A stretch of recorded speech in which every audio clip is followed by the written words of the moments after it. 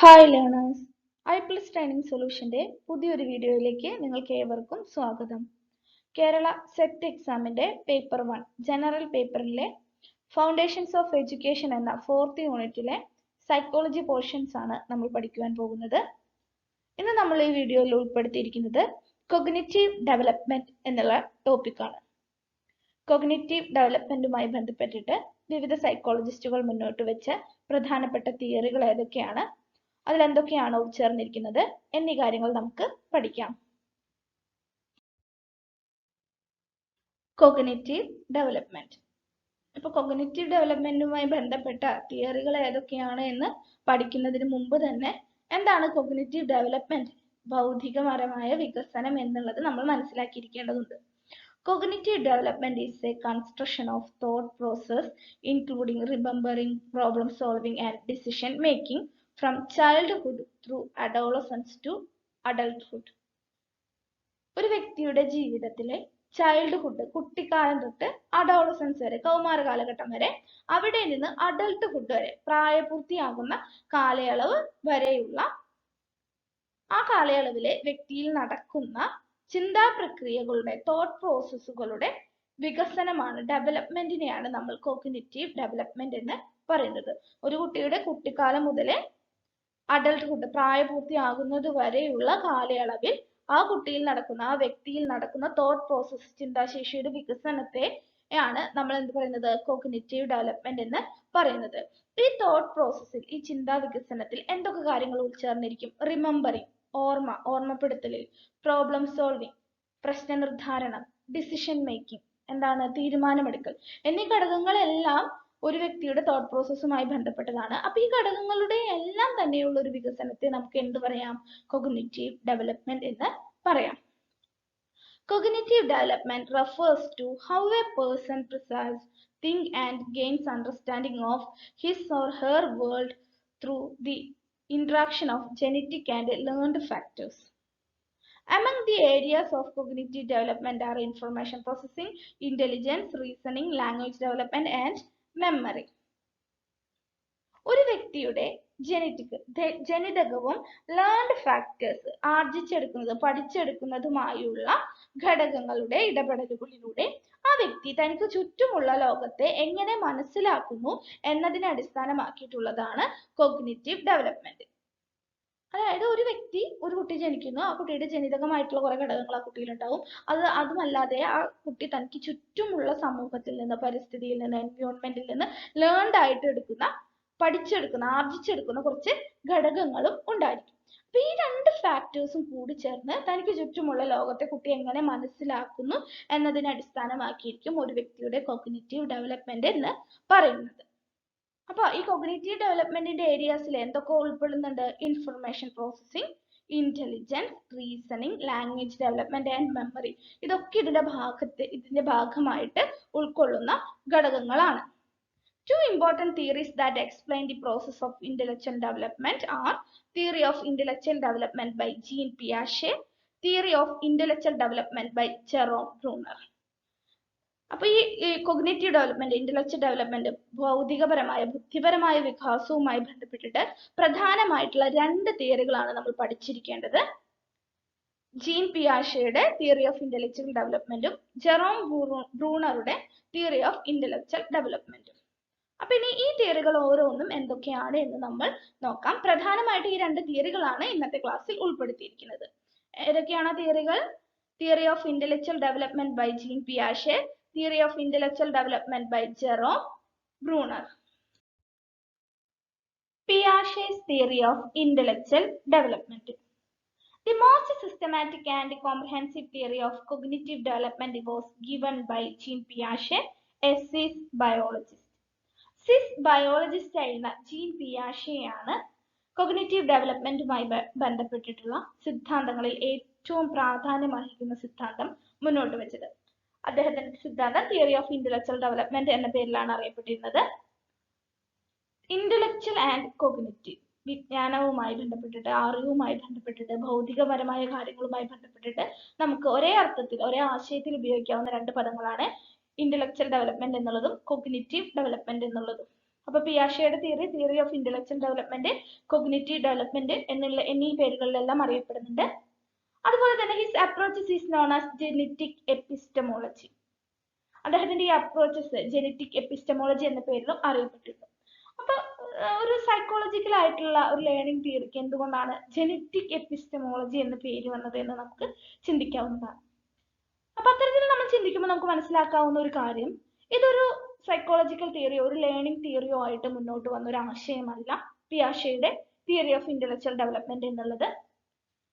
തികച്ചും ബയോളജിക്കൽ ആയിട്ടുള്ള ഒരു ആശയത്തെ മുൻനിർത്തിക്കൊണ്ടാണ് ഈ തിയറി ഉയർന്നു വന്നത്. പിന്നീട് നമ്മുടെ ടീച്ചിങ്ങിലും ലേണിങ്ങിലും എഡ്യൂക്കേഷൻ സൈക്കോളജിയിലുമെല്ലാം ഈ തിയറി ഉപയുക്തമാക്കാം എന്ന് തോന്നിയപ്പോഴാണ് ഇതൊരു ലേണിംഗ് തിയറി, ഒരു കൊഗ്നിറ്റീവ് തിയറി എന്ന നിലയിലേക്ക് വളർന്നത്. അപ്പൊ ഇദ്ദേഹത്തിന്റെ തിയറി ജെനറ്റിക് എപ്പിസ്റ്റമോളജി എന്ന പേരിൽ അറിയപ്പെട്ടു, theory of intellectual or cognitive development എന്ന പേരിലും അറിയപ്പെട്ടിരുന്നു. ഇദ്ദേഹം വ്യക്തികള് അല്ലെങ്കിൽ മൃഗങ്ങള് അവ ജീവിക്കുന്ന അന്തരീക്ഷവുമായിട്ട് എൻവയോൺമെന്റുമായിട്ട് എങ്ങനെ പൊരുത്തപ്പെടുന്നു എന്നറിയാനുള്ള ഒരു അടിസ്ഥാനപരമായ ഒരു താല്പര്യം, അല്ലെങ്കിൽ അത്തരത്തിലുള്ള കാര്യങ്ങളിൽ ഗവേഷണങ്ങൾ എക്സ്പെരിമെന്റ്സ് നടത്താനുള്ള ഒരു താല്പര്യം പിയാഷയിൽ ഉണ്ടായിരുന്നു. ഈ ആകാംക്ഷയാണ് അദ്ദേഹത്തെ ബയോളജിസ്റ്റ് ആക്കി മാറ്റിയത്, ബയോളജിയിൽ ബിരുദമെടുക്കുന്നതിലേക്ക് നയിച്ചത്. അപ്പൊ ഇത്തരത്തിലുള്ള കാര്യങ്ങൾ പഠിക്കുന്നതിനിടയിലെ ചില അവസരങ്ങള് അദ്ദേഹം മനുഷ്യരുടെ ബുദ്ധിപരമായ പഠനത്തിലേക്ക് വഴിതിരിച്ചു വിടുകയായിരുന്നു ചെയ്തത്. അല്ലെങ്കിൽ മനുഷ്യനിലെ ബുദ്ധി, അറിവ് എങ്ങനെയാണ് വളരുന്നത് എന്നതിനെ പറ്റി അദ്ദേഹം ചിന്തിക്കാനായിട്ട് തുടങ്ങി. മനുഷ്യരിൽ എങ്ങനെ അറിവുണ്ടാകുന്നു എന്ന് പഠിക്കാനുള്ള ഒരു താല്പര്യം പിയാഷയിൽ ഉണ്ടായി. അത് കുട്ടികളുടെ വൈജ്ഞാനിക ഘടനയുമായി ബന്ധപ്പെട്ടിട്ട്, കൊഗ്നിറ്റീവും ഇന്റലക്ച്വലുമായിട്ടുള്ള ഡെവലപ്മെന്റുമായി ബന്ധപ്പെട്ടിട്ടാണ് അദ്ദേഹം പ്രധാനമായിട്ട് പഠിച്ചത്. കുട്ടികളുടെ ഡെവലപ്മെന്റൽ സ്റ്റേജസിനെ കുറിച്ച് പഠിച്ചത് കൊണ്ടും അതിനോടനുബന്ധിച്ചിട്ടുള്ള സിദ്ധാന്തങ്ങൾ, തിയറികൾ രൂപപ്പെടുത്തിയത് കൊണ്ടും ഇദ്ദേഹത്തിന്റെ സിദ്ധാന്തങ്ങളെല്ലാം ഒരു ഡെവലപ്മെന്റൽ സ്റ്റേജുമായി ബന്ധപ്പെട്ടിട്ടുള്ള സിദ്ധാന്തങ്ങൾ ആണ്. നമ്മുടെ ബുദ്ധി വികാസത്തിന്റെ വിവിധ ഘട്ടങ്ങളെ തിരിച്ചറിയാനും വേർതിരിക്കാനും കഴിഞ്ഞു എന്നുള്ളതാണ് പിയാഷയുടെ തിയറി ഓഫ് ഇന്റലക്ച്വൽ ഡെവലപ്മെന്റിന്റെ പ്രധാനപ്പെട്ട സവിശേഷത. ഇദ്ദേഹത്തിന്റെ ഈ തിയറി പറയുന്നത് ഒരു വ്യക്തിയുടെ ബുദ്ധി എന്ന് പറയുന്നത് അളക്കുന്നത് ഒരു അളവിന്റെ അടിസ്ഥാനത്തിലല്ല, അതിന്റെ ഗുണത്തിന്റെ അടിസ്ഥാനത്തിലാണ്. ആ ബുദ്ധി എത്രത്തോളം അയാൾ പ്രയോഗിക്കുന്നു എന്നതിൽ നിന്നുണ്ടാകുന്ന ഗുണത്തിന്റെ അടിസ്ഥാനത്തിലാണ് ഒരാളുടെ ഇന്റലക്ച്വൽ കപ്പാസിറ്റി അളക്കുന്നത് എന്നാണ് ആര് പറയുന്നത്? പിയാഷെ പറയുന്നത്. According to Piaget, the development of human intellectual abilities take place as a result of the organization and reorganization of certain pattern behavior is called schema. അപ്പോൾ അദ്ദേഹത്തിന്റെ ജീൻ പിയാഷെയുടെ അഭിപ്രായത്തില് ഹ്യൂമൻ മൈൻഡിന്റെ, മനുഷ്യ മനസ്സിന്റെ അടിസ്ഥാനപരമായിട്ടുള്ള ഘടനാപരമായിട്ടുള്ള ഏറ്റവും സ്മോൾ ആയിട്ടുള്ള ഒരു യൂണിറ്റുകളാണ് സ്കീമ എന്ന് പറയുന്നത്. നമ്മുടെ കൊഗ്നിറ്റീവ് സ്ട്രക്ചർ, വിജ്ഞാന ഘടനയുടെ അടിസ്ഥാനപരമായ ആശയങ്ങളാണ് സ്കീമ. ഈ സ്കീമയുടെ ഓർഗനൈസേഷനും റീഓർഗനൈസേഷനുമായി ബന്ധപ്പെട്ടിട്ടാണ് ഒരാളുടെ ഡെവലപ്മെന്റ്, ഇന്റലക്ച്വൽ എബിലിറ്റീസിന്റെ, നമ്മുടെ വളർച്ചയുടെ ഡെവലപ്മെന്റ് നടക്കുന്നത് എന്നും പിയാഷെ പറയുന്നുണ്ട്. ഒന്നും കൂടി പറയാം, ഇദ്ദേഹം മുന്നോട്ട് വെച്ച ഒരു ആശയമാണ് സ്കീമ എന്ന് പറയുന്നത്. ഇത് ഏറ്റവും അടിസ്ഥാനപരമായിട്ടുള്ള യൂണിറ്റുകളാണ്. നമ്മുടെ കൊഗ്നിറ്റീവ് സ്ട്രക്ചറിന്റെ, വിജ്ഞാന ഘടനയുടെ ഏറ്റവും അടിസ്ഥാനപരമായ ആശയത്തെയാണ് പിയാഷെ സ്കീമ എന്ന് വിശേഷിപ്പിച്ചത്. നമ്മുടെ അറിവിന്റെ ഏറ്റവും സൂക്ഷ്മമായ രൂപമാണ് സ്കീമ. അപ്പൊ ഈ സ്കീമയെ മുൻനിർത്തിക്കൊണ്ടാണ് അദ്ദേഹം തന്റെ സിദ്ധാന്തങ്ങൾ പ്രധാനമായിട്ടും ആവിഷ്കരിക്കുക ഉണ്ടായത്. Schema constituted the structure of human mind.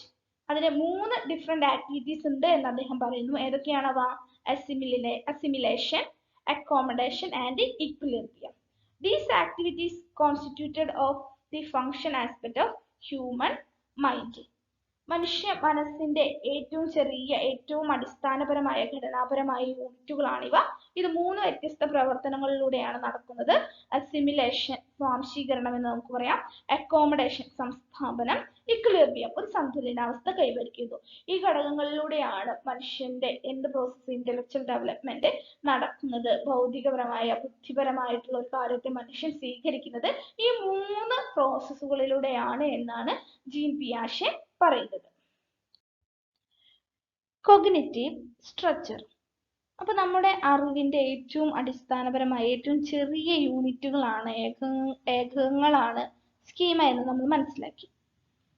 അപ്പൊ നമ്മുടെ ബുദ്ധിയുടെ ഘടന, വൈജ്ഞാനിക ഘടന എന്ന് പറയുന്നത് ഇത്തരത്തിൽ ഒരുപാട് ചെറിയ ചെറിയ അറിവുകൾ ചേർത്ത് വെച്ചുകൊണ്ടാണ് ഉണ്ടായിട്ടുള്ളത്. ഇപ്പൊ കോഗ്നിറ്റീവ് സ്ട്രക്ചറിനെ കുറിച്ച് വിശദീകരിക്കുമ്പോൾ നിങ്ങൾ ആദ്യം തന്നെ നിങ്ങളുടെ മുമ്പിൽ ഇരിക്കുന്ന ഏതെങ്കിലും ഒരു ഒബ്ജക്റ്റിനെ നോക്കൂ. ഇപ്പൊ നിങ്ങളുടെ മുമ്പിലുള്ള പുസ്തകം എങ്ങനെയാണ് ഉണ്ടാക്കിയിരിക്കുന്നത്? ഒരുപാട് കമ്പോണൻസ് കൂടി ചേർന്നിട്ടാണ് നമ്മുടെ മുമ്പിലുള്ള ചട്ടയും പേജുകളിൽ വരയുമുള്ള ഒരു പുസ്തകം നമ്മുടെ മുമ്പിൽ ഇരിക്കുന്നത്. അതുപോലെ തന്നെയാണ് നമ്മുടെ ബുദ്ധി എന്ന് പറയുന്നത്. ഒരുപാട് ഘടകങ്ങൾ കൂടി ചേർന്നിട്ടാണ് നമ്മുടെ ബുദ്ധി വികസിക്കുന്നത്. ഒട്ടനവധി ഘടകങ്ങൾ കൂടി ചേർന്നിട്ടുള്ളതിനെയാണ് നമ്മൾ എന്ത് പറയുന്നത്? ബുദ്ധി എന്ന് പറയുന്നത്. അപ്പൊ നമ്മുടെ കോഗ്നിറ്റീവ് സ്ട്രക്ചർ വൈജ്ഞാനിക ഘടനയെ പറ്റിയിട്ട് പിയാഷെ എന്താണ് പറഞ്ഞിട്ടുള്ളത് എന്ന് നമുക്ക് നോക്കാം. അക്കോർഡിംഗ് ടു പിയാഷെ, emergence of new cognitive abilities occurs as a result of the modification of a behavior pattern that present at the time of birth. These patterns of behavior constitute the structural unit of human mind that he called schemas, basic blocks of knowledge. നമ്മുടെ cognitive structure വൈജ്ഞാനിക ഘടനയുടെ ഏറ്റവും അടിസ്ഥാനപരമായ basic ആയിട്ടുള്ള unit ആണ് schema എന്ന് പറയുന്നത്. ഒരു കുട്ടിയുടെ ജനനം മുതൽ തന്നെ സ്കീമ ഉണ്ടായി തുടങ്ങുന്നു. ബയോളജിക്കൽ ഇൻഹെറിറ്റൻസ് വഴിയും അല്ലെങ്കിൽ നമ്മൾ ഒരു മെച്യൂരിറ്റിയിലേക്ക് എത്തുന്നത് വഴിയും എൻവയോൺമെന്റൽ ഇന്ററാക്ഷൻസ് വഴിയും സ്കീമ ഉണ്ടാകുന്നുണ്ട്. അതായത് ഒരു കുട്ടി ജനിക്കുന്നു, ബൈ ബർത്ത് മുതൽ ഒരു കുട്ടിയിൽ പുതിയ അറിവുകൾ ഉണ്ടായിക്കൊണ്ട് ഇരിക്കുന്നുണ്ട്. ബൈ ബർത്തിൽ നിന്ന് തന്നെ കുട്ടിക്ക് ഒരുപാട് അറിവ് കിട്ടുന്നുണ്ട്. പിന്നെ ആ കുട്ടി മെച്യൂരിറ്റിയിലേക്ക് എത്തുമ്പോൾ അറിവിന്റെ വിവിധ തലങ്ങളിലൂടെ കുട്ടി കടന്നു പോകുന്നുണ്ട്. അതുപോലെ തന്നെ കുട്ടി എൻവയോൺമെന്റുമായിട്ട് തനിക്ക് ചുറ്റുമുള്ള പരിതസ്ഥിതികളുമായിട്ട് ബന്ധപ്പെടുമ്പോൾ പുതിയ പുതിയ അറിവുകൾ കുട്ടിയിലേക്ക് എത്തുന്നുണ്ട്. അപ്പൊ അറിവിന്റെ ഏറ്റവും ബേസിക് ആയിട്ടുള്ള യൂണിറ്റിനെയാണ് നമ്മൾ എന്ത് പറയുന്നത്? സ്കീമ എന്ന് പറയുന്നത്.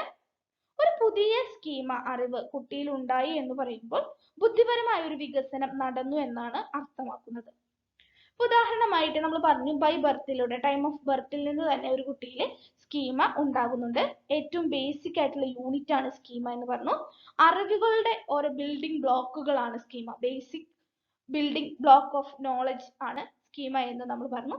ഇപ്പൊ ഒരു കുട്ടി ജനിച്ചു, ഒരു കുഞ്ഞു കുട്ടിയെ നിങ്ങളൊന്ന് ഓർത്തു നോക്കൂ. ആ കുട്ടിയുടെ ആദ്യത്തെ അറിവ് എന്ന് പറയുമ്പോൾ അല്ലെങ്കിൽ ആ കുട്ടിയുടെ സ്വഭാവം നമ്മൾ നിരീക്ഷിച്ചാൽ നമുക്ക് മനസ്സിലാക്കും. സക്കിങ്, കുട്ടി വിരലിട്ട് വായിലിട്ട് ചപ്പുന്നതായിട്ട് നമുക്ക് കാണാം.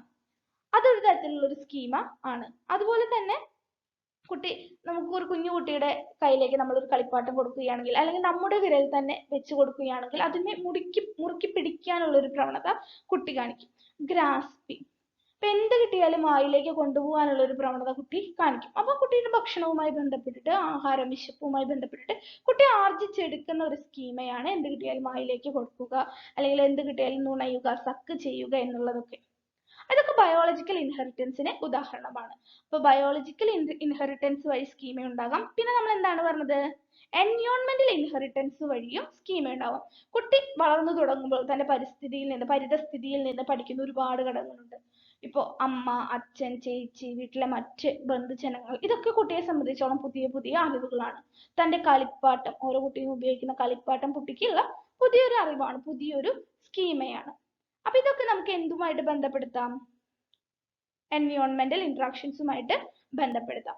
അപ്പോൾ ഒരു കുട്ടിയുടെ ജനനം മുതൽ തന്നെ സ്കീമകൾ ഉണ്ടാകുന്നത് അറിവിന്റെ ഏറ്റവും ബേസിക് ആയിട്ടുള്ള യൂണിറ്റ് നമുക്ക് സ്കീമ എന്ന് വിളിക്കാം. Basic building block of knowledge ആണ് സ്കീമ എന്ന് പറയുന്നത്. ബയോളജിക്കൽ ഇൻഹെറിറ്റൻസ് വഴിയും എൻവയോൺമെന്റൽ ഇന്ററാക്ഷൻസ് വഴിയും ഒരു വ്യക്തിയിൽ സ്കീമാസ് ഉണ്ടായിരിക്കാം. എന്നീ കാര്യങ്ങളാണ് നമ്മൾ കോഗ്നിറ്റീവ് സ്ട്രക്ചർ എന്നുള്ള ഭാഗത്ത് അറിഞ്ഞിരിക്കേണ്ടത്. ഇനി എങ്ങനെയാണ് ഇത് ഫങ്ഷൻ ചെയ്യുന്നത്, എങ്ങനെയാണ് ഇത് നമ്മുടെ ബുദ്ധി വികസിക്കുന്നത്, സ്കീമാസ് എങ്ങനെയാണ് നമ്മൾ ഫങ്ഷൻ ചെയ്യുന്നത് എന്ന് നമ്മൾ മനസ്സിലാക്കേണ്ടതുണ്ട്. കോഗ്നിറ്റീവ് സ്ട്രക്ചർ എന്താണ് എന്ന് നമ്മൾ മനസ്സിലാക്കി കഴിഞ്ഞു, സ്കീമ എന്താണെന്ന് മനസ്സിലാക്കി കഴിഞ്ഞു. ഇനി അതെങ്ങനെയാണ് ഫങ്ഷൻ ചെയ്യുന്നത് എന്നാണ് നമ്മൾ മനസ്സിലാക്കേണ്ടത്. Cognitive functioning.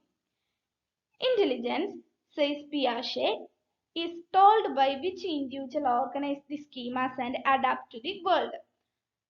കുട്ടി തനിക്ക് ചുറ്റുമുള്ള ലോകത്തിൽ നിന്നാണ് വിവിധ തരത്തിലുള്ള അറിവുകളുടെ ഏറ്റവും ചെറിയ രൂപമായ സ്കീമ അറിവുകൾ സ്വീകരിക്കുന്നത്. The process of adaptation or organization of schemas is identified with 3 different activities. 3 വ്യത്യസ്ത പ്രവർത്തനങ്ങളിലൂടെയാണ് ഇത് നടക്കുന്നത്. ഏതൊക്കെയാണ് ആ പ്രവർത്തനങ്ങൾ? അസിമിലേഷൻ, ആദ്യത്തേതിന്റെ പേരെന്താണ്? അസിമിലേഷൻ, സ്വാംശീകരണം. അടുത്തത് അക്കോമഡേഷൻ, അതിനെ പുനഃസ്ഥാപിക്കുക, നമ്മൾ എന്താണോ സ്വീകരിച്ചത് അതിനെ നമ്മളിലേക്ക് ഉറപ്പിച്ച് നിർത്തുക, സംസ്ഥാപനം എന്ന് മലയാളത്തിൽ പറയാം. ഇക്വിലിബ്രിയം, അതിനെ തുടർന്ന് കൊണ്ടുപോയി സന്തുലനാവസ്ഥ കീപ്പ് ചെയ്യുക. അപ്പോൾ നമ്മളിലേക്ക് കിട്ടിയ ഒരു പുതിയ അറിവിനെ 3 വ്യത്യസ്ത ആക്ടിവിറ്റീസിലൂടെയാണ് ഫങ്ഷൻ ചെയ്യുന്നത്. ഏതൊക്കെയാണവ? Assimilation, accommodation, equilibration. നമ്മളിപ്പോൾ പഠിച്ചുകൊണ്ടിരിക്കുന്നത് എന്താണ്? പിയാഷെയുടെ തിയറി ഓഫ് ഇന്റലക്ച്വൽ ഡെവലപ്മെന്റ് എന്നുള്ള ഭാഗമാണ്. ഓരോ വ്യക്തിയുടെയും ബുദ്ധിപരമായ വളർച്ചയെയാണ് ഇദ്ദേഹം പഠിച്ചത്. ഓരോ വ്യക്തിയുടെയും ബുദ്ധിയുടെ ഏറ്റവും അടിസ്ഥാനപരമായ യൂണിറ്റിനെ അദ്ദേഹം സ്കീമ എന്ന് വിളിച്ചു. സ്കീമ 3 ആക്ടിവിറ്റീസിലൂടെ അല്ലെങ്കിൽ adaptation of or organisation of schemas is identified with 3 different activities. 3 വ്യത്യസ്ത പ്രവർത്തനങ്ങളിലൂടെയാണ് സ്കീമ പ്രവർത്തിക്കുന്നത് അല്ലെങ്കിൽ ഒരു പുതിയ അറിവിന്റെ അഡാപ്റ്റേഷൻ നടക്കുന്നത് എന്ന് ആര് പറഞ്ഞിട്ടുണ്ട്? പിയാഷെ പറഞ്ഞിട്ടുണ്ട്. ഏതൊക്കെയാണ് ആ പ്രോസസ്സ്? ഒന്നുകൂടി പറയാം. Assimilation, accommodation and equilibration. ഇനി എങ്ങനെയാണ് ഒരു പുതിയ അറിവ് കുട്ടിയിലേക്ക് എത്തുന്നത് എന്നതിന്റെ ആ പ്രോസസ്സിന്റെ സ്ട്രക്ചർ ഒന്ന് നമുക്ക് പഠിക്കാം. ജീൻ പിയാഷെയുടെ തിയറി ഓഫ് ഇന്റലക്ച്വൽ ഡെവലപ്മെന്റ് ആണ് നമ്മൾ പഠിച്ചുകൊണ്ടിരിക്കുന്നത്. എങ്ങനെയാണ് മനുഷ്യന് ബുദ്ധി വികസിക്കുന്നത്, എങ്ങനെയാണ് അത് സ്ട്രക്ചർ ചെയ്തിരിക്കുന്നത്, എങ്ങനെയാണ് അത് ഫങ്ഷൻ ചെയ്തിരിക്കുന്നത് എന്നിങ്ങനെയുള്ള കാര്യങ്ങളാണ് ഈ തിയറിയിലൂടെ ജീൻ പിയാഷെ മുന്നോട്ട് വെക്കുന്നത്. ഏതൊരു വ്യക്തിയുടെയും ജനനം മുതൽ, ഏതൊരു കുട്ടിയുടെയും ജനനം മുതൽ തന്നെ പുതിയ അറിവുകൾ ആ വ്യക്തിയിൽ ഉണ്ടാകുന്നുണ്ട്. നമ്മുടെ കോഗ്നിറ്റീവ് സ്ട്രക്ചറിന്റെ ഏറ്റവും അടിസ്ഥാനപരമായ ഏറ്റവും ബേസിക് ആയിട്ടുള്ള യൂണിറ്റിനെയാണ് പിയാഷെ സ്കീമ എന്ന് വിളിക്കുന്നത്. ഒരു പുതിയ സ്കീമയുടെ ഉണ്ടാകുന്നതും അതിനെ അഡാപ്റ്റ് ചെയ്യുന്നതും ഓർഗനൈസേഷൻ ചെയ്യുന്നതും 3 വ്യത്യസ്ത പ്രവർത്തനങ്ങൾ വഴിയാണ് എന്ന് ജീൻ പിയാഷെ പ്രസ്താവിക്കുകയുണ്ടായി. ഏതൊക്കെയാണവ?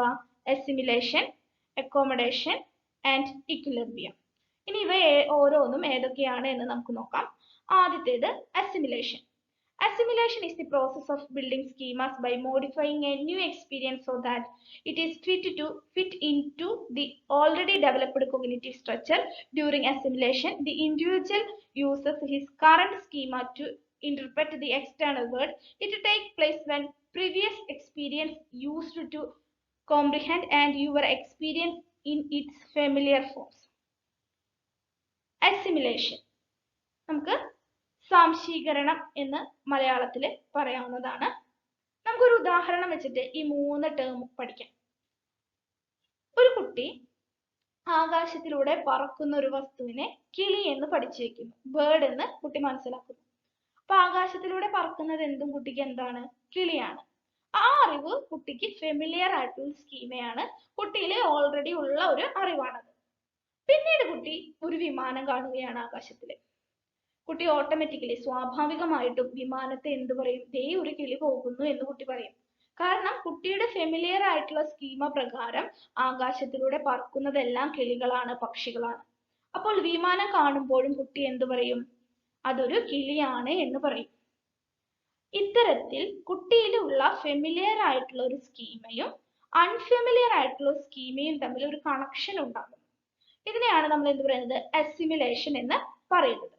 അൺഫെമിലിയർ ആയിട്ടുള്ള ഒരു സ്കീമയെ, അൺഫെമിലിയർ ആയിട്ടുള്ള ഒരു കാര്യത്തെ കുറിച്ച് എക്സ്പ്ലെയിൻ ചെയ്യാനായി, അതിനെ സൂചിപ്പിക്കാനായി കുട്ടിയിൽ ഓൾറെഡി ഉള്ള ഫെമിലിയർ ആയിട്ടുള്ള ഒരു കോൺസെപ്റ്റിനെ കുട്ടി ഉപയോഗിക്കുന്നു.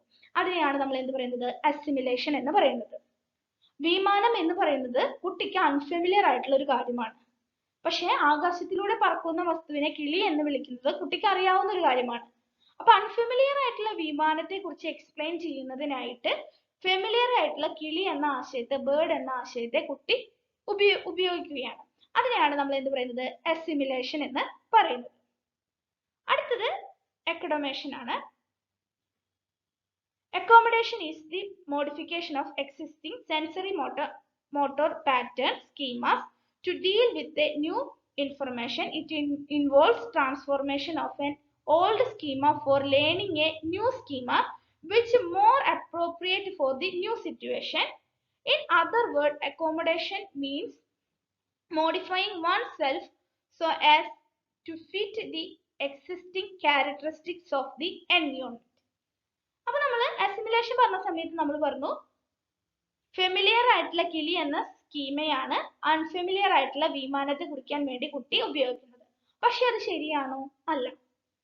അപ്പോൾ സാഹചര്യങ്ങൾക്കനുസരിച്ച് നമ്മൾ കുട്ടിയുടെ അൺഫെമിലിയർ ആയിട്ടുള്ള ആ സ്കീമയ്ക്ക് മാറ്റം വരുന്നു. പുതിയൊരു അറിവിനെ കുട്ടി സ്വീകരിക്കുന്നു, അക്കോമഡേറ്റ് ചെയ്യുന്നു. അക്കോമഡേഷൻ എന്ന പദത്തിന്റെ സാധാരണ അർത്ഥം എന്താ? താമസം. കുട്ടി പുതിയൊരു അറിവിനെ തന്നിലേക്ക് താമസിപ്പിക്കുന്നു, സ്വീകരിക്കുന്നു. ഇത് ആകാശത്തിലൂടെ പറക്കുന്ന അല്ലെങ്കിൽ സഞ്ചരിക്കുന്ന ഇത് ഒരു കിളിയല്ല, ഇത് വിമാനമാണ് എന്നുള്ള ഒരു പുതിയ അറിവിനെ കുട്ടി സ്വീകരിക്കുന്നു. അപ്പൊ കിളിയെ കുറിച്ചുള്ളത് എക്സിസ്റ്റിംഗ് ആയിട്ടുള്ള ഒരു സ്കീമയാണ് എങ്കിൽ വിമാനം എന്നുള്ള ഒരു കൺസെപ്റ്റ് കുട്ടിയെ സംബന്ധിച്ചിടത്തോളം ഒരു ന്യൂ സ്കീമയാണ്. അപ്പൊ ആ പുതിയൊരു അറിവിനെ കുട്ടി ഉള്ളിലേക്ക് എടുക്കുന്നു. അപ്പൊ അതിനെയാണ് നമ്മൾ എന്ത് പറയുന്നത്, അക്കോമഡേഷൻ എന്ന് പറയുന്നത്. അപ്പൊ അസിമിലേഷൻ എന്താണ്, അക്കോമഡേഷൻ എന്താണ് എന്ന് മനസ്സിലായി എന്ന് വിചാരിക്കുന്നു. അസിമിലേഷനിലെ അൺഫെമിലിയർ ആയിട്ടുള്ള ഒരു കാര്യത്തെ സൂചിപ്പിക്കാൻ വേണ്ടി കുട്ടിയുടെ ഉള്ളിൽ ഓൾറെഡി ഉള്ള ഫെമിലിയർ ആയിട്ടുള്ള ഒരു കാര്യത്തെ കുട്ടി സൂചിപ്പിക്കുന്നു. അതാണ് അസിമിലേഷൻ. പിന്നീട് അത് തെറ്റാണ് എന്ന് കുട്ടിക്ക് ബോധ്യമാകുമ്പോൾ പുതിയ അറിവിനെ കുട്ടി സ്വീകരിക്കുന്നു. അതാണ് അക്കോമഡേഷൻ. അസിമിലേഷൻ എന്താണ്, അക്കോമഡേഷൻ എന്താണ് എന്ന് നമ്മൾ മനസ്സിലാക്കി കഴിഞ്ഞു. അടുത്തത് ഇക്വിലിബ്രേഷൻ. എന്താണ്? സന്തുലനാവസ്ഥ എന്ന് നമുക്ക് മലയാളത്തിൽ പറയാം. അപ്പൊ നമ്മൾ നേരത്തെ പറഞ്ഞ ഉദാഹരണം തന്നെ നമുക്ക് ഈ പ്രവർത്തനത്തെ വിശദീകരിക്കാൻ നമുക്ക് എടുക്കാവുന്നതാണ്. അതിന് മുമ്പ് എന്താണ് ഇക്വിലിബ്രേഷൻ എന്നുള്ളത് നമുക്കൊന്ന് നോക്കാം. അക്കോർഡിംഗ് ടു പിയാഷെ theory, optimal levels of intellectual function take place when there is a balance between assimilation and accommodation. The process of maintaining this balance is termed equilibration. The cognitive structure changes from one state to another by the process of equilibrium, maintaining the balance between the child and his changing environment. എന്താണ് പറയുന്നത്? പിയാഷെയുടെ theory പ്രകാരം, ഈ സിദ്ധാന്തം പ്രകാരം ഏതൊരു വ്യക്തിയിലും അസിമിലേഷന്റെയും അക്കോമഡേഷന്റെയും ഒരു balance നടക്കുന്നുണ്ട്. ഇവയെ രണ്ടിനെയും ഒരു സന്തുലിതമായ ഒരു അവസ്ഥയിൽ കൊണ്ടുപോകാനുള്ള ഒരു പ്രവണത ഒരു വ്യക്തിയിൽ നടക്കുന്നുണ്ട്. ആ പ്രവർത്തനത്തെയാണ് നമുക്ക് എന്ത് പറയുന്നത്, ഇക്വിലിബ്രേഷൻ എന്ന് പറയുന്നത്. അപ്പൊ നമുക്ക് നേരത്തെ ഉദാഹരണം തന്നെ എടുക്കാം. കുട്ടിയിലെ ഫെമിലിയർ ആയിട്ടുള്ള കിളി എന്ന സ്കീം ഉണ്ടാകുന്നു. പിന്നീട് കുട്ടി എന്ത് കാണുന്നു? വിമാനം കാണുന്നു. അത് വിമാനമാണ് എന്നുള്ള പുതിയൊരു അറിവ് കുട്ടിയിലേക്ക് എത്തുന്നു. അപ്പൊ അസിമിലേഷനും അക്കോമഡേഷനും നമ്മൾ പറഞ്ഞു. ഇനി ഇക്വിലിബ്രിയം. അപ്പൊ ആ കുട്ടി ആദ്യം കിളി എന്നതിനെ കുറിച്ച് മനസ്സിലാക്കുന്നു. കാണുന്ന കിളികളെയെല്ലാം കുട്ടി കിളി എന്ന് തന്നെ അഭിസംബോധന ചെയ്തു പോകുന്നു. അതായത് കുട്ടിയിൽ ഉള്ള അറിവ് വെച്ചിട്ട് കുട്ടി കാര്യങ്ങളെ എക്സ്പ്ലെയിൻ ചെയ്തു പോകുന്നു. ഒരു ഇക്വിലിബ്രിയം സ്റ്റേറ്റിൽ അത് പോയിക്കൊണ്ടിരിക്കുമ്പോഴാണ് കുട്ടി എന്ത് കാണുന്നത്? വിമാനം കാണുന്നത്. അപ്പൊ കുട്ടിയുടെ ഉള്ള അറിവ്, ഫെമിലിയർ ആയിട്ടുള്ള സ്കീമയും അൺഫെമിലിയർ ആയിട്ടുള്ള സ്കീമയും തമ്മിൽ അവിടെ ഒരു പൊരുത്തക്കേട് വരുന്നു, ഒരു പുതിയ അറിവ് വരുന്നു. അപ്പൊ ഈ ഇക്വിലിബ്രിയം എന്നുള്ളത് ഡിസ്ഇക്വിലിബ്രിയത്തിലേക്ക് എത്തുന്നു. അതായത് പുതിയൊരു അറിവ് വരുമ്പോൾ കുട്ടിയിലെ എന്തായാലും ഒരു കൺഫ്യൂഷൻ ഉണ്ടാവും, കിളിയാണോ വിമാനമാണോ എന്നതിനെ കുറിച്ചിട്ട്. പിന്നീട് കുട്ടി അത് മനസ്സിലാക്കുകയാണ്. കിളി വേറെയാണ്, വിമാനം വേറെയാണ്, രണ്ടും പുതിയ അറിവായിട്ട് കുട്ടിയിൽ രൂപപ്പെടുകയാണ്. അപ്പൊ വീണ്ടും എന്ത് ചെയ്യുന്നു? ഇക്വിലിബ്രിയം സ്റ്റേറ്റ് കുട്ടിയിലെ കിളി എന്നത് എല്ലാ കിളികളെയും കുട്ടി മനസ്സിലാക്കുന്നു. ഡിസ്ഇക്വിലിബ്രിയത്തിലേക്ക് എത്തുമ്പോൾ വിമാനം എന്നുള്ളൊരു അവസ്ഥ, അതായത് കിളിയും വിമാനവും രണ്ടാണോ എന്നുള്ളൊരു കൺഫ്യൂഷൻ കുട്ടിയിൽ ഉണ്ടാകുന്നു. കുട്ടി അത് വിമാനം ആകാശത്ത് സഞ്ചരിക്കുന്ന ഒരു വാഹനമാണ് എന്ന് മനസ്സിലാക്കുന്നതോടുകൂടി കുട്ടി വീണ്ടും എന്തിലേക്ക് എത്തുന്നു? ഇക്വിലിബ്രിയം സ്റ്റേറ്റിലേക്ക് തന്നെ എത്തുന്നു. അപ്പോ ഡിസ്ഇക്വിലിബ്രിയം സ്റ്റേറ്റിൽ നിന്ന് ഇക്വിലിബ്രിയം സ്റ്റേറ്റിലേക്ക് എത്തുന്ന ഈ പ്രോസസ്സിനെ നമുക്ക് ഇക്വിലിബ്രേഷൻ എന്ന് പറയാവുന്നതാണ്. വേറൊരു ഉദാഹരണത്തിന്റെ ചിത്രം നിങ്ങൾക്കിപ്പോ സ്ക്രീനിൽ കാണാം. കുട്ടി, ഒരു ബോയ് പൂച്ചയെ കുറിച്ച് പഠിക്കുന്നു. 4 കാലും വാലുമുള്ള ഒരു ജീവി എന്ന നിലയിൽ കുട്ടി പൂച്ചയെ കുറിച്ച് മനസ്സിലാക്കുന്നു. അതൊരു സ്കീമയാണ്. ദെൻ കുട്ടി എന്തിനെ കാണുന്നതാണ്? ഒരു കബ്ബിനെ കാണുകയാണ്, ഒരു കടുവ കുട്ടിയെ കാണുകയാണ്. കുട്ടി ഓൾറെഡി എന്ത് പറയും? അതിനെ നോക്കിയിട്ട് എന്ത് പറയും? അതൊരു കാറ്റാണ്, അതൊരു പൂച്ചയാണ് എന്ന് പറയും. അപ്പൊ കുട്ടിയുടെ ചേച്ചി തിരുത്തി കൊടുക്കുകയാണ്, അത് പൂച്ചയല്ല, അതൊരു കബ്ബാണ്, ഒരു പുലിക്കുട്ടിയാണ്, ഒരു കടുവ കുട്ടിയാണ്, രണ്ടും രണ്ടാണ് എന്നുള്ള ഒരു അവസ്ഥ, ഒരു കാര്യം, ഒരു പുതിയൊരു അറിവ് കുട്ടിയിലേക്ക് എത്തുകയാണ്. അതിനെ നമ്മൾ അസിമിലേഷൻ എന്ന് വിളിക്കുന്നു. അക്കോമഡേഷനിലേക്ക് എത്തുമ്പോൾ എന്ത് പറ്റുന്നു? കുട്ടി മനസ്സിലാക്കുകയാണ്, പൂച്ച വേറെയാണ്, കടുവ വേറെയാണ്, പുലിക്കുട്ടി കബ്ബ് എന്നുള്ളത് വേറെയാണ് എന്ന് കുട്ടി മനസ്സിലാക്കുന്നു. അപ്പോ ഈ പുതിയ കടുവ കബ്ബിനെ കാണുമ്പോൾ കുട്ടിക്ക് ഒരു നിമിഷം കുട്ടിയിൽ ഒരു എന്താണ് ഇത് എന്ന് മനസ്സിലാക്കുന്നതിനെ പറ്റിയിട്ട് കുട്ടിയിൽ ഒരു കൺഫ്യൂഷൻ ഉണ്ടായിരിക്കാം. ആ അവസ്ഥയാണ് നമ്മൾ ഡിസിക്ലിർബിയം എന്ന് പറയുന്നത്. ആ ഡിസിക്ലിർബിയത്തിൽ നിന്ന് ഇത് കടുവക്കുട്ടിയാണ്, പൂച്ചയല്ല എന്ന് മനസ്സിലാക്കുന്ന അവസ്ഥയിലേക്ക് എത്തുമ്പോൾ കുട്ടി ഒരു ഇക്ലിർബിയം സ്റ്റേറ്റിലേക്ക് എത്തുന്നു. ഈ പ്രോസസ്സിനെയാണ് കബ്ബും കാറ്റും വേറെയാണ് എന്ന് കുട്ടി അറിയുന്ന ആ പ്രോസസ്സിനെ നമുക്ക് ഇക്ലിർബേഷൻ എന്ന് പറയാവുന്നതാണ്. മനസ്സിലായി എന്ന് വിചാരിക്കുന്നു. വളരെയധികം ഇമ്പോർട്ടന്റ് ആണ് ഇത്. അസിമിലേഷൻ എന്താണ്? അക്കോമഡേഷൻ എന്താണ്? Assimilation, accommodation, then equilibration. നേരത്തെ പറഞ്ഞ കാര്യങ്ങൾ തന്നെയാണ് നമ്മൾ വീണ്ടും വിശദീകരിക്കുന്നത്. വളരെയധികം ഇമ്പോർട്ടന്റ് ആയതുകൊണ്ടാണ് ഈ ടേമുകളൊക്കെ അങ്ങോട്ടും ഇങ്ങോട്ടും തെറ്റാനുള്ള ഒരു സാധ്യതയുണ്ട്. അപ്പോൾ നമ്മൾ എന്നും പറയുന്നത് പോലെ തന്നെ ചെറിയ ചെറിയ നിങ്ങളുടെ ഭാഷയിലേതായ ചെറിയ ചെറിയ നോട്ടുകൾ എടുക്കുകയാണ് ഇതിന്റെ ഏറ്റവും നല്ല സൊല്യൂഷൻ. ഇതിന്റെ നമ്മൾ നേരത്തെ പറഞ്ഞ ഉദാഹരണമാണ് നിങ്ങൾ ഇപ്പോൾ സ്ക്രീനിൽ കാണുന്നത്. ഒരു കുട്ടി വിമാനം കാണുമ്പോൾ അത് കിളിയാണ് എന്ന് വിചാരിക്കുന്നു. പിന്നെ കുട്ടി വളരുന്നതിനോടൊപ്പം തന്നെ വിമാനം വേറെയാണ്, കിളി വേറെയാണ് എന്ന ചിന്ത കുട്ടിയിൽ ഉണ്ടാകുന്നു. അപ്പൊ അവിടെ ഒരു ഡെവലപ്മെന്റൽ പ്രോസസ്സ് നമുക്ക് ഈ ചിത്രത്തിലൂടെ കാണാം അല്ലെ. അതുപോലെ തന്നെ ഒരു ഡയഗ്രം കാണാം.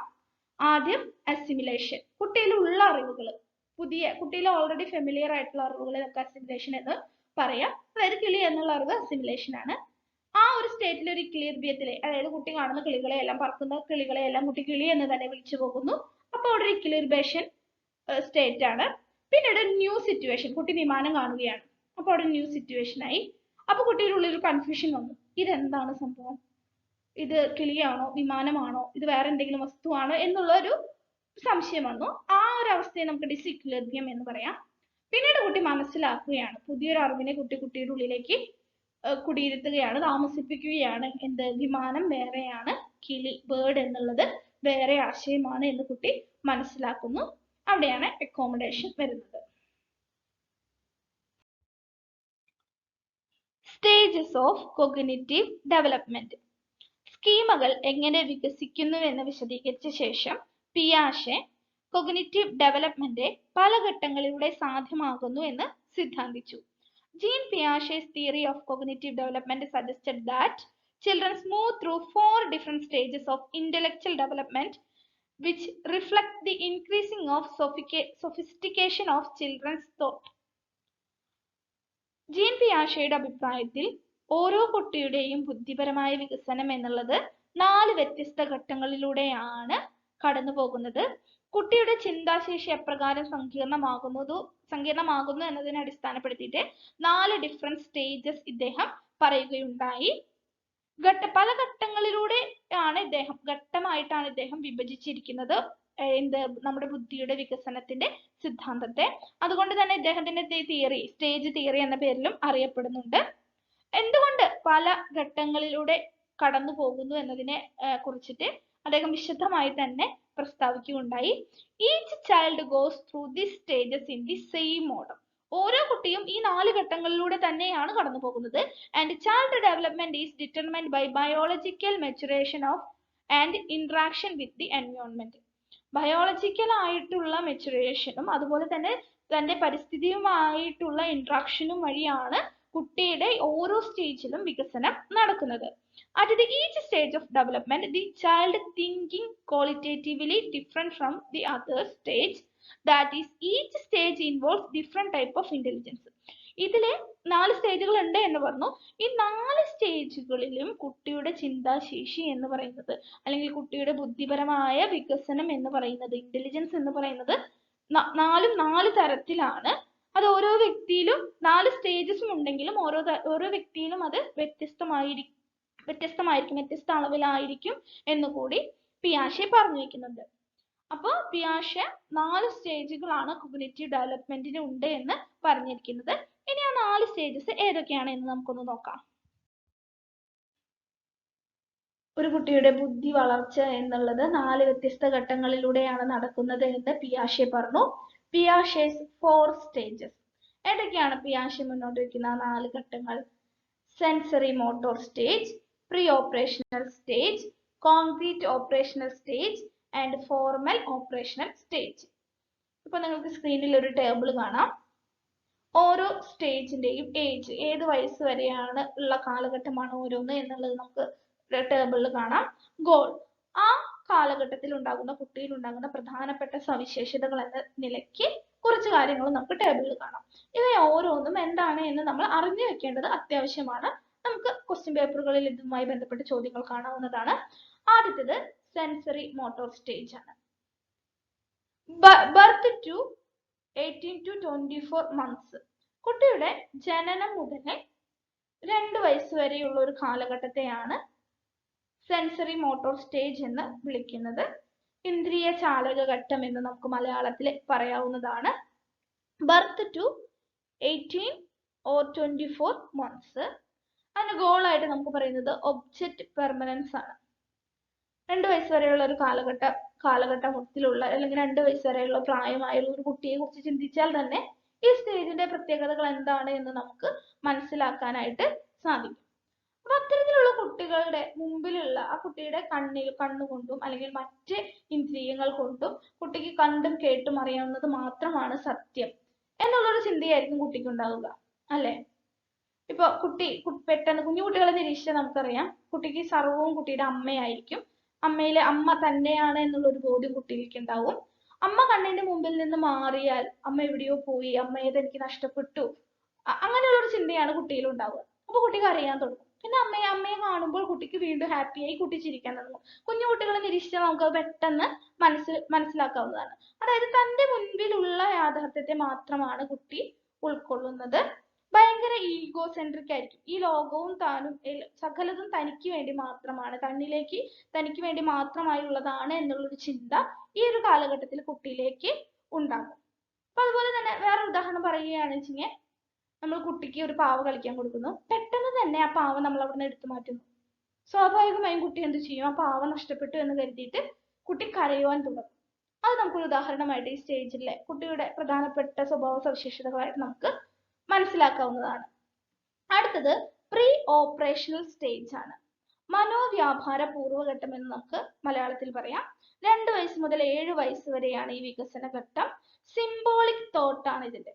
അതായത് എല്ലാ കാര്യങ്ങളെയും കുട്ടി സിംബോളിക് ആയിട്ട് റെപ്രസെന്റ് ചെയ്യാൻ തുടങ്ങും, പ്രതീകങ്ങളുമായിട്ട് ബന്ധപ്പെടുത്തുവാനായിട്ട് തുടങ്ങും. അപ്പൊ ഇത്തരത്തിലുള്ള സിംബൽസ് ഉപയോഗിച്ച് കുട്ടി പരിസരത്തെ മനസ്സിലാക്കാൻ ശ്രമിക്കുന്നു. ഉദാഹരണമായിട്ട് കുട്ടിക്ക് നമ്മൾ കളിക്കുവാൻ ഒരു പന്ത് കൊടുക്കുകയാണ്. അപ്പൊ ഈ കുട്ടിയുള്ള വസ്തു പന്താണ് എന്നുള്ള ഒരു ചിന്ത, ആ ഒരു സിമ്പല് കുട്ടിയുടെ മനസ്സിലേക്ക് പതിയുന്നു. അത് ആ കുട്ടിയുടെ ചിന്തയെ ഏറെ സ്വാധീനിക്കുന്നു. ഇത്തരത്തിലുള്ള കോൺസെപ്റ്റുകൾ ഉപയോഗിച്ച് കുട്ടി എല്ലാ വസ്തുക്കളെയും മനസ്സിലാക്കാനായിട്ട് തുടങ്ങുന്ന ഒരു സ്റ്റേജാണ് പ്രീ ഓപ്പറേഷണൽ സ്റ്റേജ് എന്ന് പറയുന്നത്. അടുത്തത് കോൺക്രീറ്റ് ഓപ്പറേഷണൽ സ്റ്റേജ് ആണ്. കോൺക്രീറ്റ് ഓപ്പറേഷണൽ സ്റ്റേജ് രൂപാത്മക മനോവ്യാപാര ഘട്ടം എന്ന് നമുക്ക് മലയാളത്തിൽ പറയാം. 7 മുതൽ 11 വയസ്സ് വരെയുള്ള ഒരു പ്രായമാണ് ഇത്. Concrete operational stage logical thought ഉടലെടുക്കാൻ തുടങ്ങുന്ന ഒരു പ്രായമാണ് 7 മുതൽ 11 വയസ്സ് വരെയുള്ള കാലം. അപ്പൊ ആദ്യത്തെ സ്റ്റേജ് എന്ന് പറയുന്നത് 2 വയസ്സ്, ജനനം മുതൽ 2 വയസ്സ് വരെയുള്ള കാലഘട്ടമാണ്. സെൻസറി മോട്ടോർ സ്റ്റേജ് ആണ്. കുട്ടിയുടെ മുമ്പിലുള്ളത് മാത്രമാണ് യാഥാർത്ഥ്യം. അമ്മയെയോ പാവയെയോ ഒരു നിമിഷം കുട്ടിയുടെ മുമ്പിൽ നിന്ന് കാണാതാകുമ്പോൾ അത് നഷ്ടപ്പെട്ടു എന്ന് കരുതി കുട്ടി കരയുവാൻ തുടങ്ങുന്നു. പ്രീ ഓപ്പറേഷനിലേക്ക് എത്തുമ്പോൾ അത് കുട്ടിയുടെ മുമ്പിൽ നിന്ന് ഒരു നിമിഷത്തേക്ക് മാറ്റിയാലും അത് നഷ്ടപ്പെട്ടിട്ടില്ല, അത് എവിടെയോ ഉണ്ട് എന്നുള്ള ചിന്ത വരുന്നു. ഏതൊരു വസ്തുവിനെയും ഏതൊരു കാര്യത്തെയും സിംബലുകളുമായി ബന്ധപ്പെടുത്തി ചിന്തിക്കാൻ കുട്ടി പ്രാപ്തനാകുന്ന ഒരു സമയമാണിത്. 7 മുതൽ 11 വയസ്സ് വരെയുള്ള കാലഘട്ടത്തെയാണ് നമ്മൾ എന്ത് പറഞ്ഞത്? കോൺക്രീറ്റ് ഓപ്പറേഷൻ സ്റ്റേജ് എന്ന് പറയുന്നത്. ഇത് മൂന്നാമത്തെ ഘട്ടമാണ്. ലോജിക്കൽ തോട്ട്സ് ഉടലെടുക്കുന്നത് ഈ കാലഘട്ടത്തിലാണ്. കുട്ടി ചിന്തിക്കാൻ തുടങ്ങുന്നു. യുക്തി ചിന്തയ്ക്കാണ് ഇവിടെ പ്രാധാന്യം നൽകുന്നത്. അതായത് ആൺകുട്ടി പെൺകുട്ടി എന്നുള്ളൊരു വേർതിരിവ് കുട്ടിക്ക് വരുന്നു. ആൺകുട്ടികളെയും പെൺകുട്ടികളെയും ചേർത്ത് കുട്ടികൾ എന്ന് പറയാം എന്നുള്ളൊരു ചിന്ത കുട്ടിക്ക് വരുന്നു. ഒന്നും ഒന്നും രണ്ടാണ് എന്ന ചിന്ത കുട്ടിക്ക് വരുന്നു.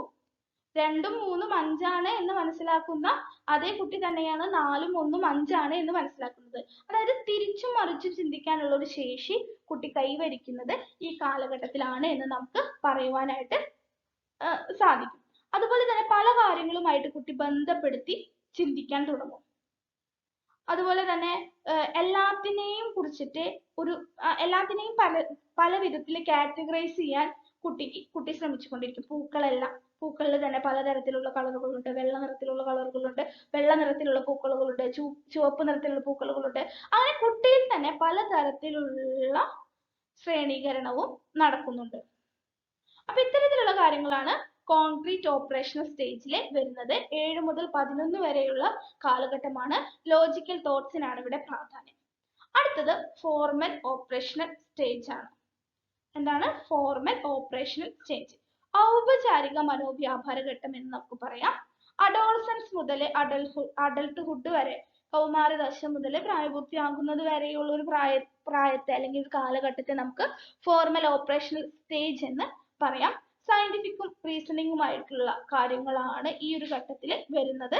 11 വയസ്സിന് ശേഷമുള്ള ഒരു കാലഘട്ടത്തിന് ഈ ഒരു സമയപരിധിയിൽ നമുക്ക് ഉൾക്കൊള്ളിക്കാം. ഒരു അബ്സ്ട്രാക്ഷൻ, എന്താ പറയാ, അമൂർത്തമായിട്ടുള്ള ഒരു ചിന്തനം കുട്ടി വരുന്നു. ആദ്യം കുട്ടി വസ്തുക്കളുടെ രൂപവുമായി ബന്ധപ്പെടുത്തിയിട്ടാണ് ചിന്തിക്കാൻ തുടങ്ങുന്നത് എങ്കിൽ ഇവിടെ ആ ചിന്തയ്ക്ക് മാറ്റം വരുന്നു. അമൂർത്തമായിട്ടുള്ള ആശയങ്ങളുടെ അടിസ്ഥാനത്തിലുള്ള ചിന്തയും കുട്ടിയിലേക്ക് കടന്നു വരുന്നു. അതുപോലെ തന്നെ കുട്ടിയിൽ പലതരത്തിലുള്ള ചിന്തകൾ ഉയർന്നു വരുന്നു എന്ന് നമ്മൾ പറഞ്ഞു. അത്തരത്തിലുള്ള ചിന്തകൾ കുട്ടിയുടെ ഭൗതികപരമായ വികാസത്തെ വളരെയധികം സ്വാധീനിക്കുന്നുണ്ട്.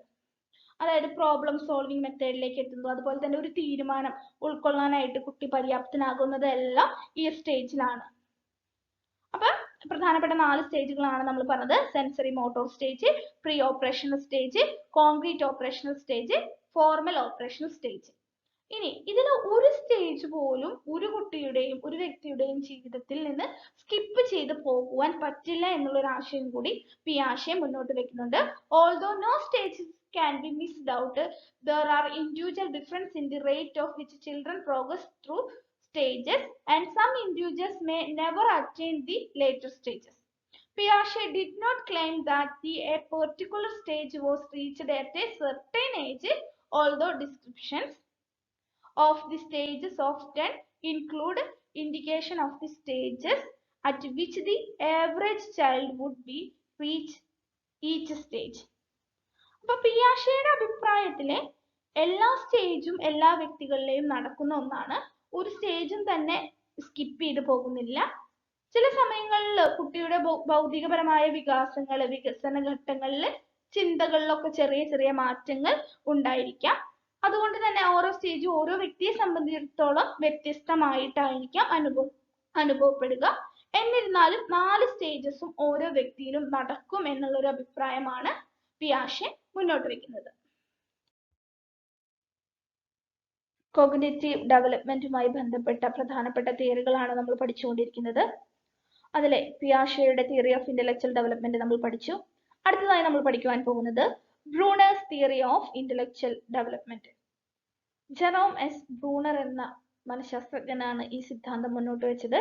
Jerome Bruner has made detailed study of cognitive process and has arrived at the conclusion that resemble those of Piaget. Cognitive പ്രോസസ്സുമായി ബന്ധപ്പെട്ടിട്ട് വിശദമായ പഠനം തന്നെയാണ് ജെറോം എസ് ബ്രൂണർ നടത്തിയത്. അദ്ദേഹം പിയാഷെയുടെ ആശയങ്ങൾക്ക് സമാനമായ നിഗമനങ്ങളിൽ തന്നെയാണ് എത്തിച്ചേരുകയും ചെയ്തത്. The major difference between Bruner and Piaget is that Bruner has not associated the stages of development with chronological age. പിയാഷെയുടെ ഘട്ട വിഭജനം അദ്ദേഹം നമ്മുടെ കോഗ്നിറ്റീവ് ഡെവലപ്മെന്റിന്റെ സ്റ്റേജസിനെ എത്ര സ്റ്റേജസ് ആയിട്ടാണ് വിഭജിച്ചത്? 4 ഘട്ടങ്ങൾ, 4 സ്റ്റേജസ് ആയിട്ടാണ് വിഭജിച്ചിരിക്കുന്നത്. ഏതൊക്കെയാണവ? ഒന്ന് ഓർത്ത് നോക്കൂ. നമ്മൾ ഇപ്പോൾ തന്നെ ചർച്ച ചെയ്തതാണ്. Sensory motor stage, pre operational stage, concrete operational stage and formal operational stage. അപ്പൊ ഈ 4 ഘട്ടങ്ങളിലെ പ്രത്യേകത എന്തായിരുന്നു? അദ്ദേഹം ഒരു വയസ്സിന്റെ, നമ്മുടെ കാലക്രമത്തിന്റെ, നമ്മുടെ പ്രായത്തിന്റെ അടിസ്ഥാനത്തിലാണ് വർഗീകരണം നടത്തിയത് എങ്കിൽ ബ്രൂണർ അത്തരത്തിലെ കാലഗണനാപരമായ ഒരു വർഗീകരണമല്ല നടത്തിയത്. But the developmental stages are described in the terms of the nature of the experience used by an individual to form concept. According to Brunner, the thinking process of the child developed in 3 stages. ഒരു വ്യക്തിയുടെ ജീവിതത്തിൽ ഉണ്ടാകുന്ന അനുഭവങ്ങൾ, എക്സ്പീരിയൻസുകളുടെ സ്വഭാവങ്ങൾക്ക് അനുസരിച്ച് thinking പ്രോസസ്സിന് 3 ഘട്ടങ്ങൾ ഉണ്ട് എന്നാണ് Bruner പറയുന്നത്. അപ്പൊ പിയാഷെ എന്ന് പറയുന്നത് കാലഗണനാപരമായിട്ട് ഒരു ക്രോണോളജിക്കൽ ഏജിനെ ബേസ് ചെയ്തിട്ടാണ് 4 ഘട്ടങ്ങൾ മുന്നോട്ട് വെച്ചത് എങ്കിൽ നമ്മുടെ മനുഷ്യരുടെ ഓരോ വ്യക്തിയുടെയും ജീവിതത്തിൽ ഉണ്ടാകുന്ന വ്യത്യസ്ത അനുഭവങ്ങളുടെ സ്വഭാവത്തിന്റെ അടിസ്ഥാനത്തിലാണ് ബ്രൂണർ 3 സ്റ്റേജസ് പറയുന്നത്. ആ 3 സ്റ്റേജസ് ഏതൊക്കെയാണെന്ന് നമുക്ക് നോക്കാമല്ലേ? Stages of cognitive development. According to Brunner, one's intellectual ability evolves as a result of maturation, training and experience through a series of 3 stages.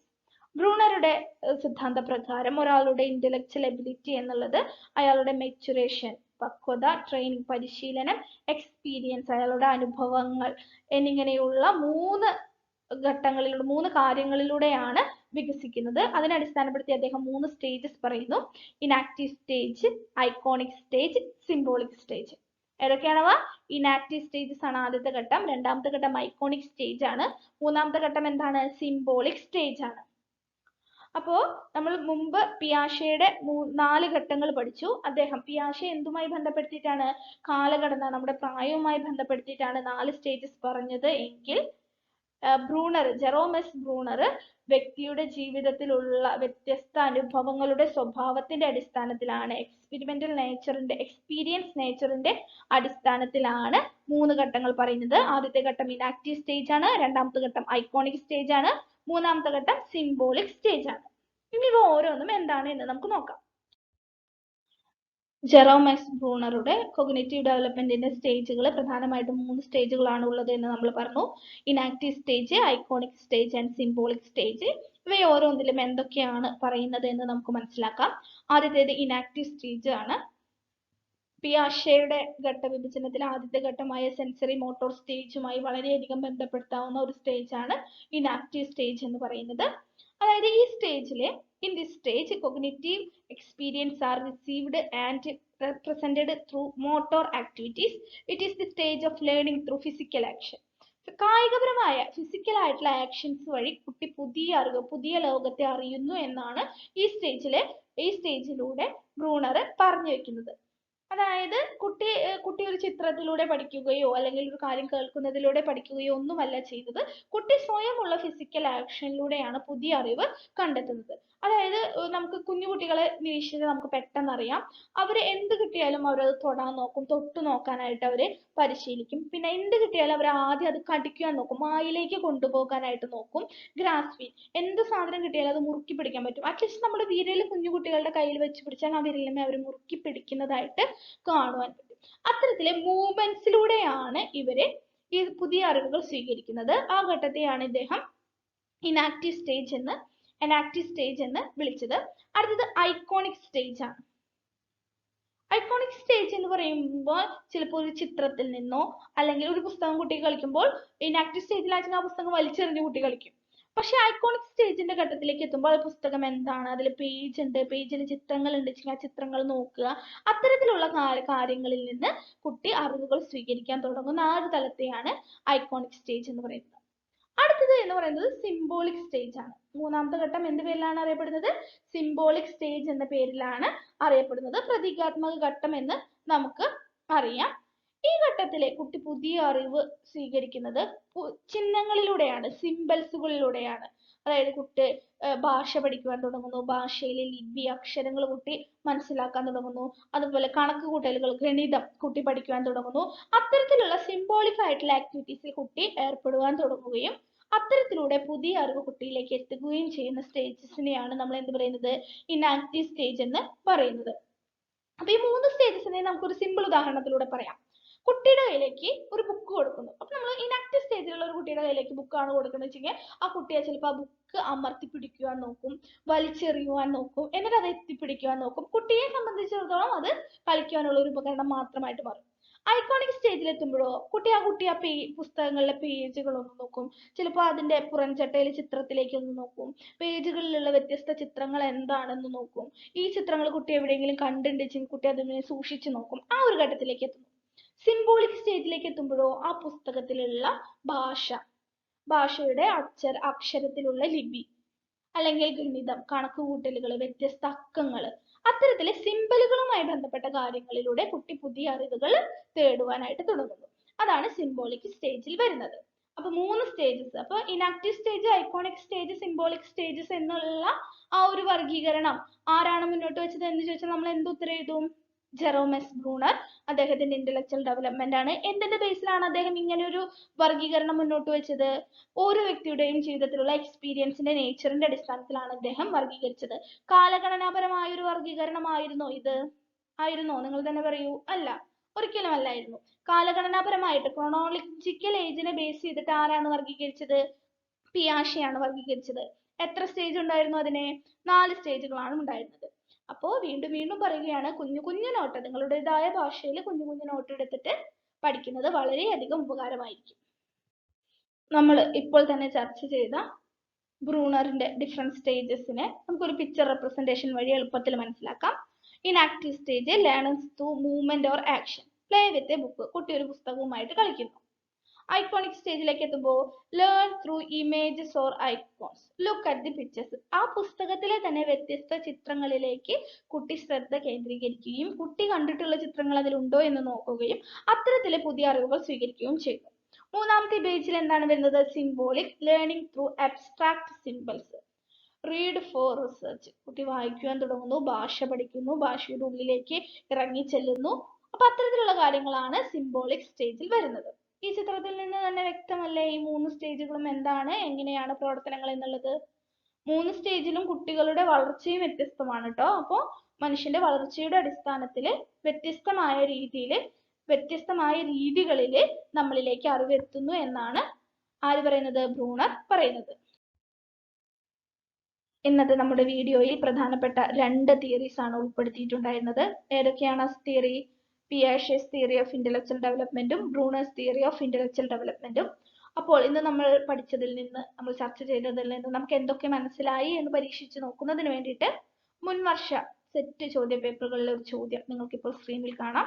2019 ജൂലൈയിലെ set പരീക്ഷയിൽ വന്നൊരു ചോദ്യമാണ് ഇപ്പോൾ സ്ക്രീനിൽ കാണുന്നത്. According to Piaget's theory, a child who cannot develop the ability of irreversible thinking belonging to the stage of. താഴെ പറയുന്നവയിൽ ഏത് സ്റ്റേജിലാണ് ഇറിവേഴ്സിബിൾ തിങ്കിങ് ഇല്ലായ്മ, അതായത് പ്രത്യാവർത്തന ശേഷി, തിരിച്ചു ചിന്തിക്കാനുള്ള ശേഷി കുട്ടിക്ക് ഇല്ലാത്തത് ഏത് സ്റ്റേജിലാണ് എന്നുള്ളതാണ് ചോദ്യം. ഏത് സ്റ്റേജിലാണ്? ഓപ്ഷൻ ബി, പ്രീ ഓപ്പറേഷണൽ സ്റ്റേജിലാണ് കുട്ടിക്ക് ഇത്തരത്തിലുള്ള ശേഷി ഇല്ലാതെയായിട്ട് വരുന്നത്. അതായത് ഉദാഹരണമായിട്ട് നമുക്ക് പറയുകയാണെന്ന് വെച്ചെങ്കിൽ 4+8 എന്നുള്ളത് 12 എന്ന് കുട്ടിക്ക് അറിയാം. പക്ഷെ 12ൽ നിന്ന് 4 കുറച്ചാൽ 8 കിട്ടും എന്നുള്ളൊരു ചിന്ത ഈ സമയത്ത് കുട്ടിയിലേക്ക് എത്തുന്നില്ല. ആ ചിന്ത എത്തുന്നത് ഏത് സ്റ്റേജിലായിരിക്കും? കോൺക്രീറ്റ് ഓപ്പറേഷണൽ സ്റ്റേജിലായിരിക്കും. ലോജിക്കൽ തോട്ട്സിനായിരിക്കും അവിടെ പ്രാധാന്യം വരുന്നത്. അപ്പോൾ ഇത്തരത്തില് റിവേഴ്സിബിൾ തിങ്കിങ് ഇല്ലാത്തത് ഏത് സ്റ്റേജിലാണ്? പ്രീ ഓപ്പറേഷണൽ സ്റ്റേജിലാണ്. അതേസമയം മറ്റൊരു കാര്യങ്ങൾ കൂടി നമ്മൾ മനസ്സിലാക്കണം. റിവേഴ്സിബിൾ തിങ്കിങ് വരുന്നത് ഏത് സ്റ്റേജിലാണ്? കോൺക്രീറ്റ് ഓപ്പറേഷണൽ സ്റ്റേജിലാണ്. അപ്പോൾ ഇന്നത്തെ ക്ലാസ് എല്ലാവർക്കും മനസ്സിലായി എന്ന് വിചാരിക്കുന്നു. കോഗ്നിറ്റീവ് ഡെവലപ്മെന്റുമായിട്ടുള്ള 2 തിയറികൾ നമ്മൾ പഠിച്ചു കഴിഞ്ഞു. എല്ലാവർക്കും മനസ്സിലായി എന്ന് വിശ്വസിക്കുന്നു. പലവട്ടം പറഞ്ഞ കാര്യങ്ങൾ തന്നെ വീണ്ടും ആവർത്തിക്കുകയാണ്. നിങ്ങളുടേതായ ഭാഷയിൽ ഓരോ ക്ലാസ്സുകൾ കേട്ട് കഴിയുമ്പോഴും കുഞ്ഞു നോട്ടുകൾ എഴുതിയെടുക്കുകയും ഓരോ വീഡിയോയിലും നമ്മൾ മുൻ വർഷത്തെ ചോദ്യ പേപ്പറുകളിൽ 2 ചോദ്യമെങ്കിലും ഉൾപ്പെടുത്താറുണ്ട്. അപ്പൊ അത്തരത്തില് വളരെയധികം പ്രാധാന്യം അർഹിക്കുന്ന ഭാഗങ്ങൾ മാത്രമാണ് നമ്മൾ ക്ലാസ് ആയിട്ട് എടുക്കുന്നത്. അതിൽ നിന്നുള്ള ചോദ്യങ്ങൾ നമ്മൾ ഉൾപ്പെടുത്തുന്നുണ്ട്. അപ്പോൾ ഇത്തരത്തിലുള്ള ചോദ്യങ്ങൾ അടക്കം നിങ്ങൾ നോട്ട് ചെയ്ത് വെക്കുകയാണെങ്കിൽ പരീക്ഷാ സമയത്ത് പരീക്ഷയുടെ അവസരത്തിൽ നമുക്ക് പെട്ടെന്ന് ഇവയെല്ലാം ഒന്ന് വായിച്ചു നോക്കിയാൽ തന്നെ പെട്ടെന്ന് ഓർമ്മിച്ചെടുക്കാൻ കഴിയുകയും വളരെ സുഖകരമായി തന്നെ ഈ സെറ്റ് പരീക്ഷ എഴുതി എല്ലാവർക്കും സെറ്റ് ക്വാളിഫൈഡ് ആകാൻ സാധിക്കുകയും ചെയ്യും. അപ്പോൾ ഇന്നത്തെ ക്ലാസ് എല്ലാവർക്കും ഉപകാരമായി എന്ന് വിശ്വസിക്കുന്നു. പുതിയൊരു വീഡിയോയുമായിട്ട് നമുക്ക് വേഗം കാണാം. Thank you learners.